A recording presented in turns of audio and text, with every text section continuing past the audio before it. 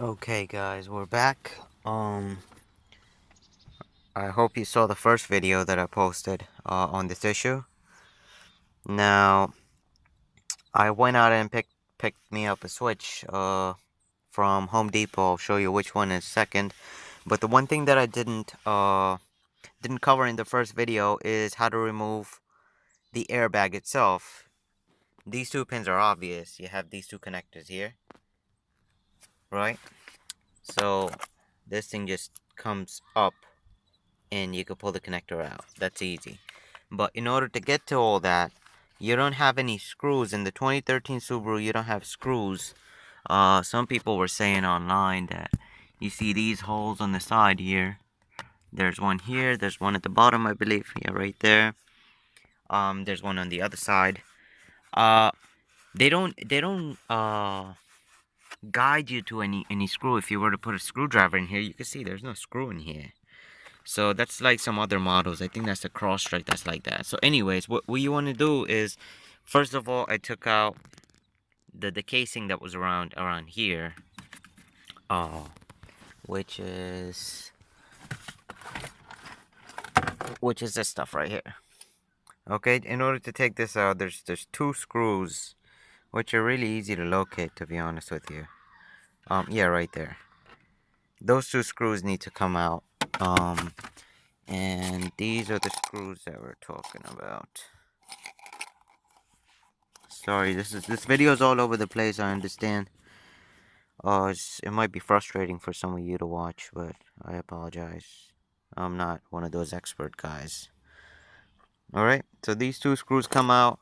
That casing's gonna come off, and when that casing comes off, you're gonna have enough room to just basically take this guy out. Here, it's just clipped in several spots. You see, there's a clip right there.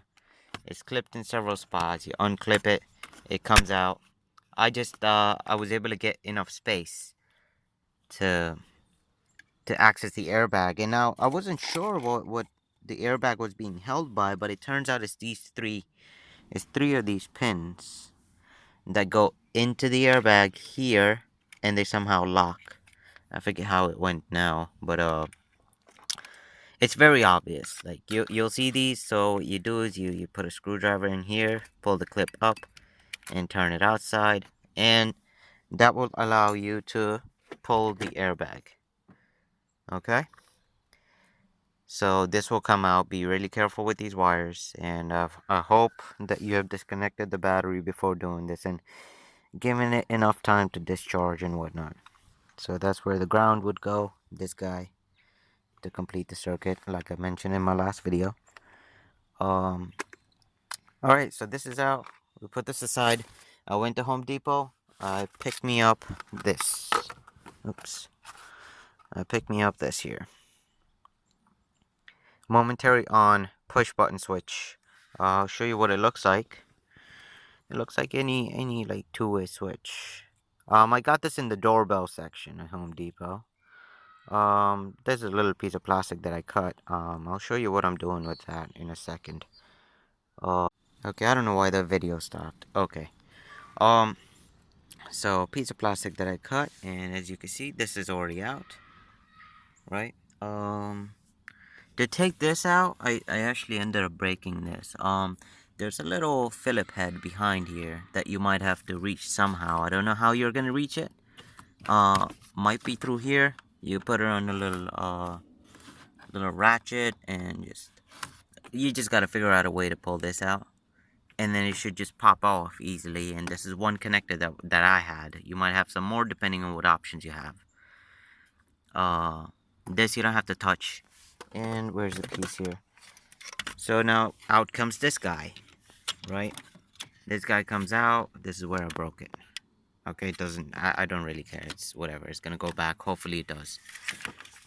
I took out this piece, and this is where I'm gonna put the button in. So right now I have the button kind of set up to demonstrate. Um, Maybe I'll do another video towards the end to kind of show how I was able to put this button from the back. And then it comes with another little thing up front that, you just gotta get creative and make it fit somehow. Right now I just didn't feel like spending a lot of money, and I was like, okay, let me see whatever it is that I can do here. Anyways, all right. I'm gonna pause the video for a second, set up, and then show you what I'm doing. All right. So we're all done here. Everything's connected again. This is where I put the switch. Again, you could do a better job than this. That's just a piece of plastic that I cut so the button doesn't fall back. Okay. I'm sure you could do a better job if you put the time into it. Let's see. This is useless now. The airbag's gonna go back. I'm gonna work on that in just a second. There you go. So let's show you here. Let me turn the light on. Okay. There you go. There you see the red wire that's cut. Alright, where is it? It is right here. Okay, it's going to the wire that's coming from the switch. Make sure you have a good connection here. Oh, why did the light turn off? Okay, whatever. So make sure you have a good connection here. Right? And this is going to the switch. And then the other wire from the switch is going to a ground underneath. There's 8mm nuts here, down here. There's a bunch of them. So I just found one, and I was able to put the ground there. I'll try and show you really quickly. One second, get this light back on. There you go. Alright, let me get underneath. Okay, here we are. So this is you coming underneath here. And here's the other wire. There you go. So there it is. Right there. Okay? And like I said, you could do a better job than that. If you put the time. Right now I didn't feel like doing much. Oops. Okay. Now, let's turn this light off. There you go. And to show you that the horn works, you just heard it. So there you go.